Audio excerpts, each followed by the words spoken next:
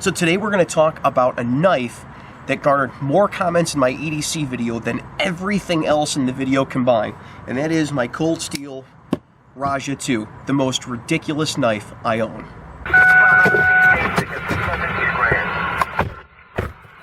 Alright man, take a seat, buckle up.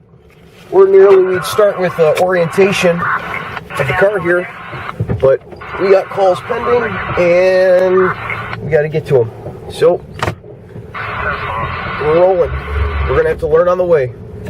Alright, today, the Rajah 2 is enormous. And there's really no way to describe to you exactly how enormous it is. I could tell you it's almost 14 inches in length. I could tell you how heavy it is. I could show you how thick the blade is and tell you all about the triad lock and how great the triad lock is and how well it takes impact. And I could refer you to Cold Steel's website about the knife and all the videos they've made of it slashing through things. Or I could just compare the knife to the size of my forearm. This thing is ridiculous.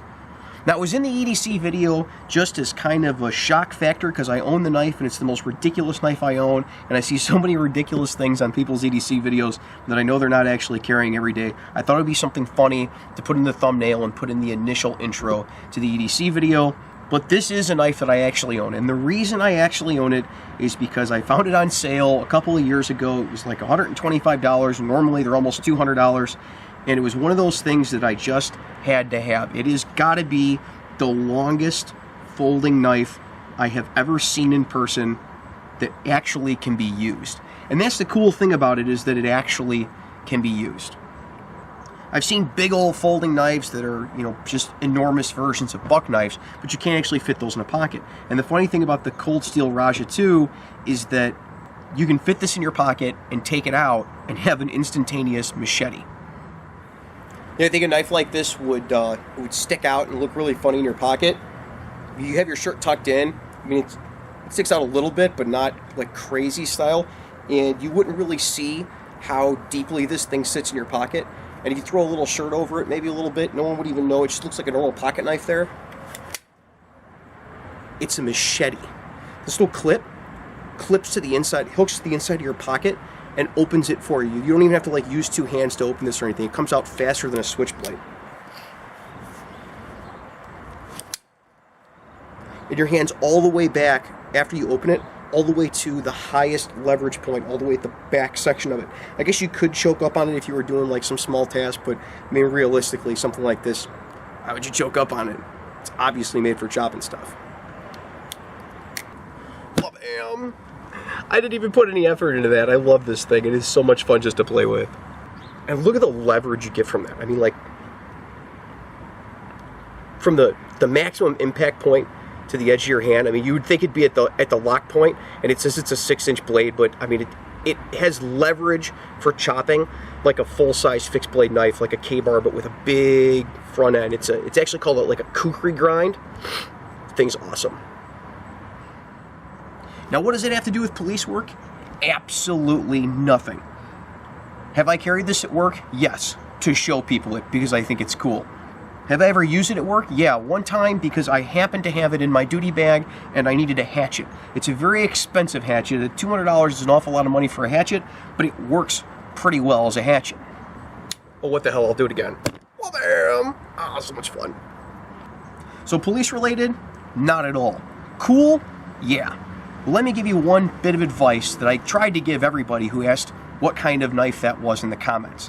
If you buy one of these things, be extraordinarily careful with it. I have not handed this to a single person who was not an Eagle Scout who did not cut themselves with it. And every Eagle Scout I have ever handed this to and said, hey man, look at this cool knife, and handed it off to them, they've opened it, they've played with it, they've closed it and gone, woo, dude, I almost cut myself with that. So be extraordinarily careful. These things come razor sharp.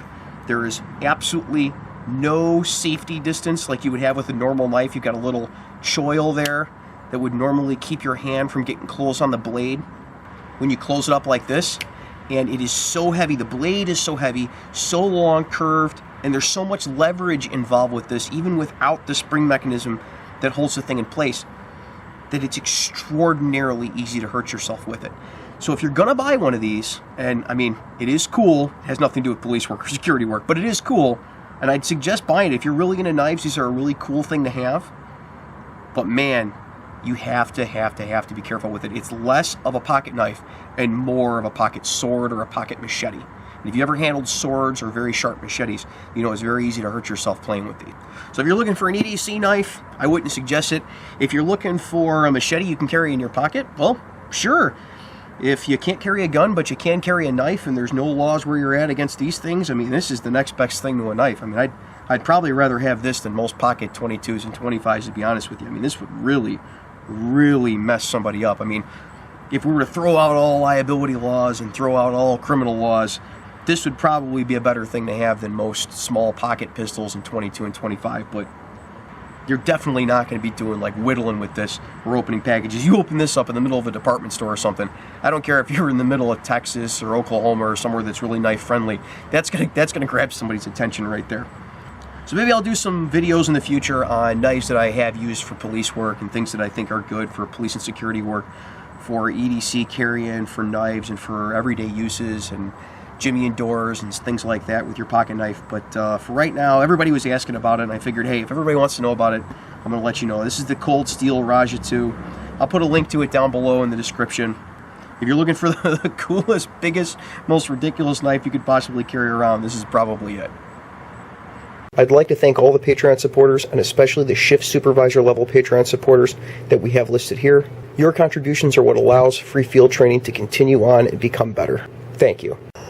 Well, if you like that video, go ahead and subscribe, because there's a whole lot more to come. As soon as I finish up these calls, go 10-8.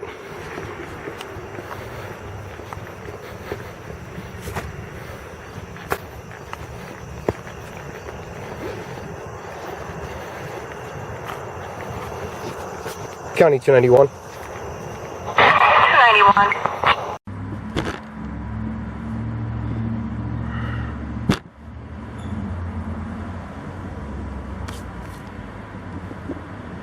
Bam! I love this thing.